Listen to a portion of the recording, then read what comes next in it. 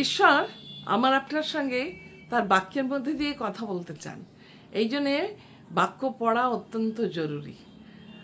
আজকে লোকলিখিত সুসমাচার তার 13 অধ্যায় 6 পদে যে দৃষ্টান্তটি প্রভু বলেছেন সেটি নিয়ে একটু আলোচনা করি। এই দৃষ্টান্ত আমার জীবনে অন্তত খুবই কার্যকারী হয়েছে, আর তাই আমি মনে করলাম যে এটা যদি আমার ভাই বোনদের সাথেও আমি শেয়ার করে নিই তাহলে খুব ভালো হয়। এখানে লেখা আছে যে একটি ক্ষেত্রের মালিক তিনি তার ক্ষেত্রে নানান গাছের সঙ্গে একটি ডুমুর গাছ লাগিয়েছিলেন। এবার তিনি সেই ডুমুর গাছে ফল পাওয়ার আশায় এসেছেন এবং পরপর তিনবার এসেও তিনি পাননি।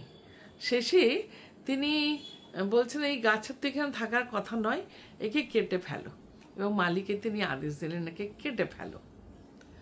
তখন মালি, যার হয়তো বাগানের প্রতি খুব আগ্রহ ছিল এবং যত্ন দিতেন এবং হয়তো প্রত্যেকটি গাছের সঙ্গে আলাদা আলাদাভাবে কথা বলতেন, সেই মালিককে বললেন আরেকটা বছর থাকতে দিন না, আরেকটা বছর আমি বিশেষ পরিচর্যা করব।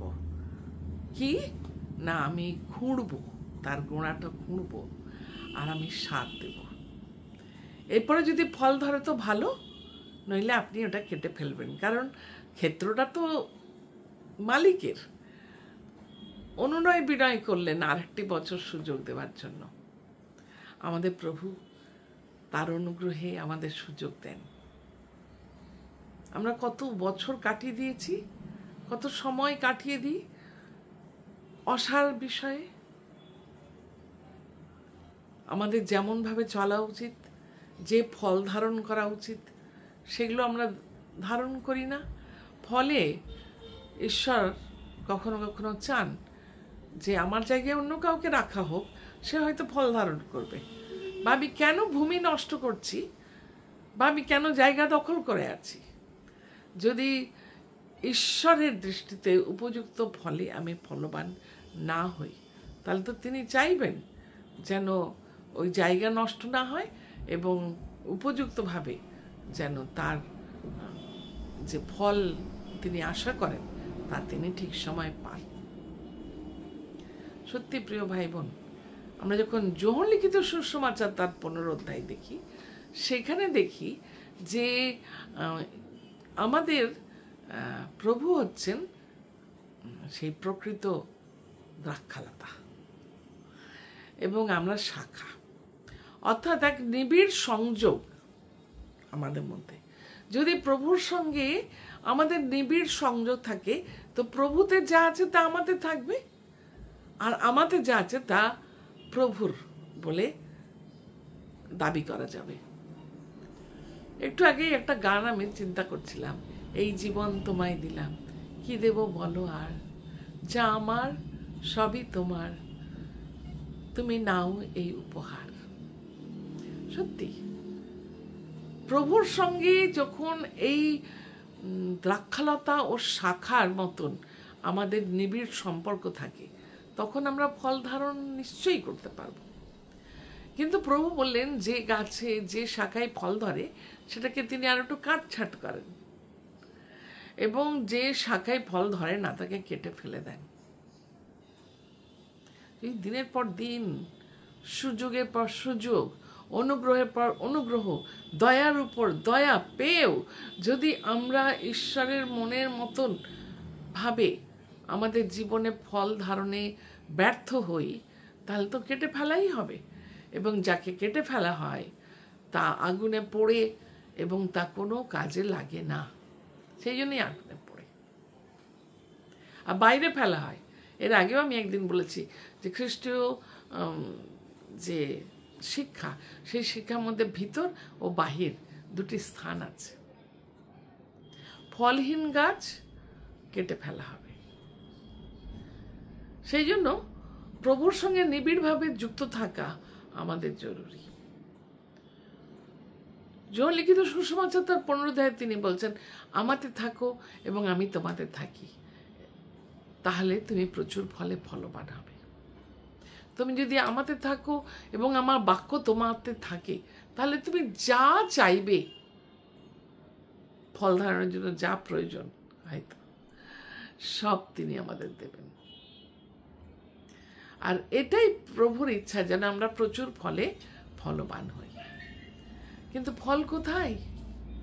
তিনি আসছেন বছরের বছর, বছরের পর বছর, ফল কোথায়? সেই জন্য আজকে খুব সতর্ক হওয়ার প্রয়োজন আছে। তিনি খুঁড়বেন, খোঁড়া মানে শাসন করা, আর শাসন আমাদের কারোর পছন্দ না। আমরা তার প্রিয় বলেই তিনি আমাদের শাসন করেন। হিতোপদেশ 3 অধ্যায়ে লেখা আছে যে পিতা যেমন প্রিয় পুত্রকে শাসন করেন, তেমনি ঈশ্বর আমাদের শাসন করেন, আর আমরা যেন তার শাসনকে তুচ্ছ না করি। আজকে একটা ছোট্ট বাচ্চাকেও আপনি একটু বকাঝকা করুন, সে বুঝবে না আপনার ভালোবাসাকে, আপনার ধমকানোটাকেই ও বড় করে নেবে। খুব দুঃখ লাগে যদি কাউকে শাসন করা হয়, সে বোঝেই না যে তাকে ভালোবাসি বলেই তো বলি। যারা পথে ঘাটে ঘুরে বেড়ায়, যাদের শুনবার কানও নেই, আর যারা কোনো কাজে লাগবে না, তাদের বলে তো লাভ নেই। তাদের বলবো কেন? যে প্রিয়, যে নিজের, যার মধ্যে দিয়ে ফল ধারণ হবে, তাকেই বকাঝকা করা যায়। তো প্রভু যখন বললেন কেটে ফেলে দাও, কেন আমার ভূমি নষ্ট করছে, কেন জায়গা দখল করে আছে, তখন মালিক বা প্রভু, আমাদের প্রাণের প্রিয়তম প্রভু, যিনি আমাদের জন্য ক্রুশে মৃত্যুবরণ করলেন, আমাদের সমস্ত অপরাধ যিনি নিজের পশ্চাতে ফেলেছেন, প্রেমে যিনি আমাদের সমস্ত অধর্ম মার্জনা করেছেন, সেই প্রভু বললেন যে আরেকটি বছর, আরেকটি সুযোগ দেওয়া হোক, যেন যখন তিনি খোঁড়েন, সেই খোঁড়াটা, এই গাছটি মেনে নিয়ে নিজেকে অ্যালাউ করে যে হ্যাঁ আমাকে খোঁড়া হোক, শাসন মেনে নেয়। আর খোঁড়া হলে গাছের শিরা, উপশিরা, মূল কিছু কিছু তো কেটে যায়। অবাঞ্ছিত অনেক জিনিস আমাদের জীবনে থাকে, যা হয়তো ফল ধারণে আমাদেরকে বঞ্চিত করে, ফল ধারণে বাধা দেয়। এগুলো কাটার প্রয়োজন আছে। তার সঙ্গে সেই প্রভু বললেন, সেই মালি বললেন যে আমি এরপরে সার দেব, ফল ধারণের উপযোগী সার তিনি দেবেন। প্রথমে খুঁড়বেন, 3 বছর সুযোগ দিয়েছেন, সেই সুযোগ সে গ্রহণ করতে পারেনি। এবার খোঁড়ার কাজ চলছে, তার সঙ্গে সার। সার হচ্ছে পবিত্র আত্মার নানাবিধ গুণ ও ফল। যখন এগুলোকে আমরা আমাদের জীবনে অ্যাপ্লাই করি, যেমন ধরুন প্রথম ফল হচ্ছে প্রেম। আমাদের মৌখিক প্রেমে চলবে না কাজ। যেমন আমি বারবার বলি, যিশাইও তার 29 অধ্যায় 13 পদে প্রভু বলেছেন, এই লোকরা আমার নিকটবর্তী হয়, কিন্তু এরা মুখে আমার গৌরব করে, কিন্তু এদের অন্তর আমার থেকে অনেক দূরে। এরম প্রেমে কাজ হবে না। কাছে আসি কিন্তু আসি না। অনেকে এরকম প্রভুকে ঘিরে থাকে, কিন্তু প্রভুর নয়। এবং স্পষ্টভাবে রোমিও 8 অধ্যায় 9 পদে বলছে, যার মধ্যে খ্রিস্টের আত্মা নেই সে খ্রিস্টের নয়। তিনি কেমন মঙ্গলময়, তিনি কেমন ভালো ঈশ্বর, তিনি কেমন ভালো প্রভু, উত্তম, তিনি সত্যি উত্তম, উত্তম মেষপালক, উত্তম পরিচর্যাকারী। আমি আমার জীবনে তার পরিচর্যা পেয়েই বদলেছি। সেই প্রভু সার দিতে চান, কাটতে চান, সার দিতে চান, যেন তার সঙ্গে আমাদের নিবিড় যোগ হয়। তিনি যখন আসবেন গোড়ার কাছে, গাছটার কাছে, এসে খুঁড়বেন, তাকে দেখবেন, তার যত্ন নেবেন, তখন সমর্পণের প্রয়োজন আছে।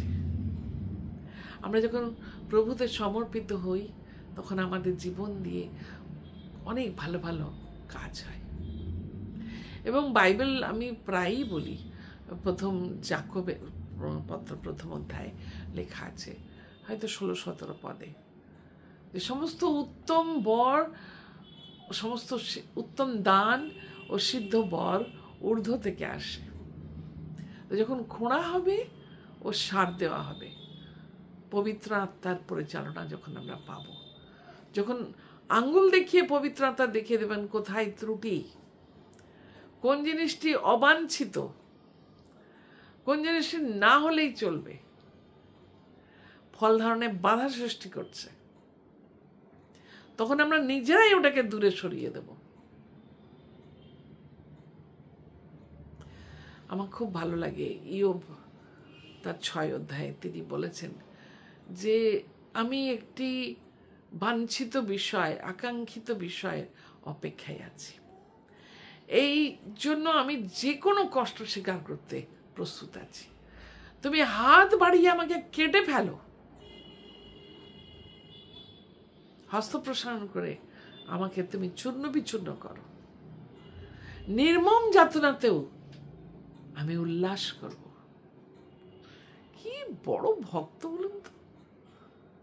নির্মম যাতনাতে কোনো দোষারোপ নেই ঈশ্বরের প্রতি, তিনি কি করবেন? তিনি উল্লাস করবেন, কারণ তিনি ঈশ্বরের বাক্যকে অস্বীকার করেননি। এটাই তো তার পাওনা।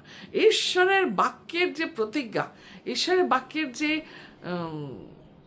যে সমস্ত শপথ ঈশ্বর করেছেন, সেগুলো আমাদের জীবনে যেন কার্যকারী হয়। আর ঈশ্বরের বাক্য আমাদেরকে শক্তি যোগায়।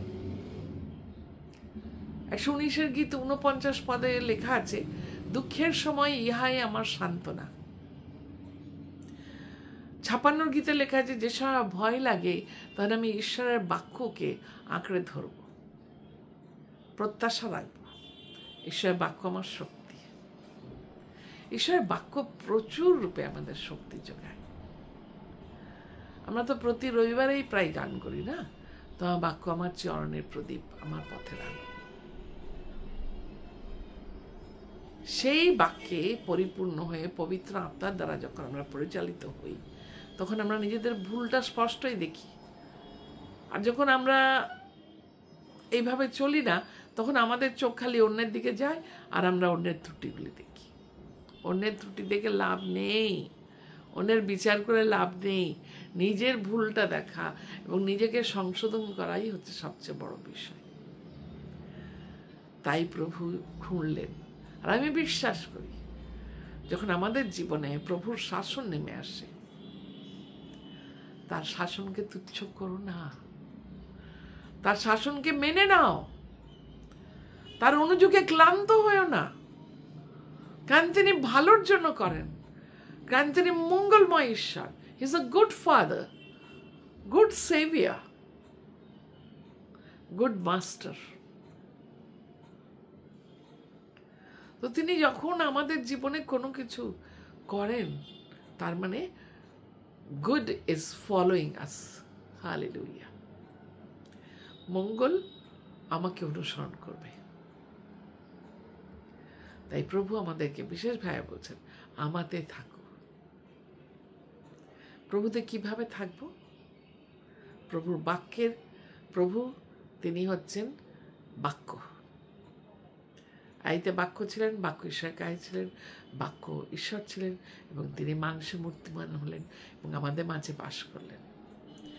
যখন এই যে শাস্ত্র, এর অত্যন্ত গুরুত্ব, প্রিয় ভাই বোন, এই শাস্ত্র নিয়ে যখন আমরা বসি আর আমরা ধ্যান করি, আর পবিত্র আত্মার শিক্ষক যখন আমাদের সঙ্গে কথা বলেন, আমাদের জীবনে পরিবর্তন আসে, ফল ধারণ করি, অনেকের উপকারে লাগি।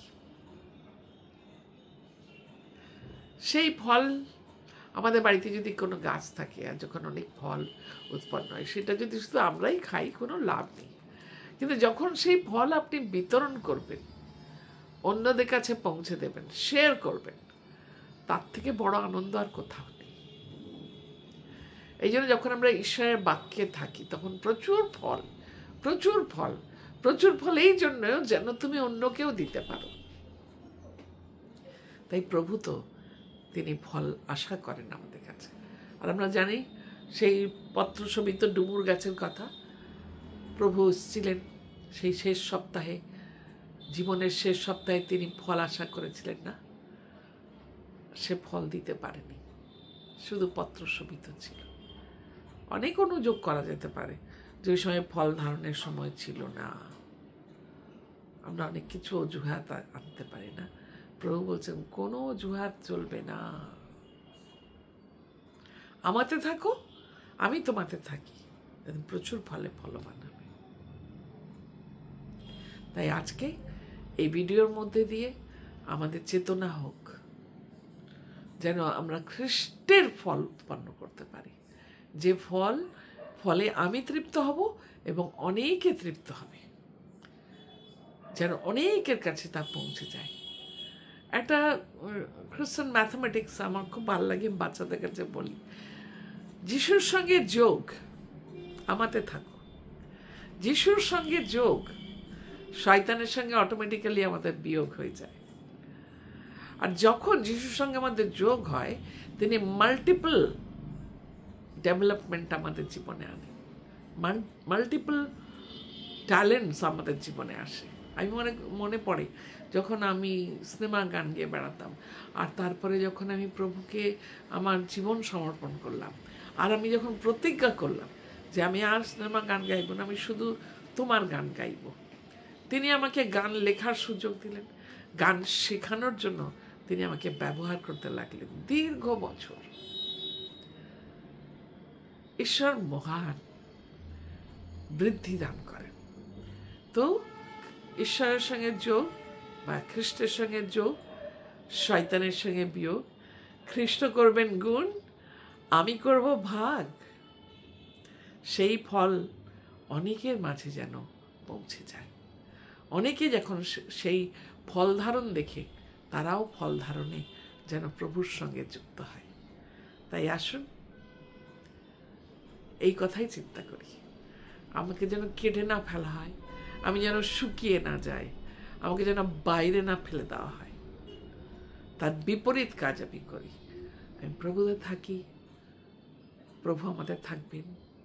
যখন আমি বাক্য পড়ব, বাক্য আমাদের থাকবে, হৃদয়ের মধ্যে বাক্য সঞ্চয় করব, বাক্যকে ব্যবহার করব, এবং প্রভু গৌরবান্বিত, মহিমান্বিত হবেন, আমরা প্রচুর ফলে ফলবান হব। আসুন প্রভুকে বলি, তুমি আমাকে কাটো, কাটো, কারণ তুমি কখনো মেরে ফেলার জন্য কাটো না, তুমি মঙ্গলের জন্য আমাদের সংশোধন করতে চাও।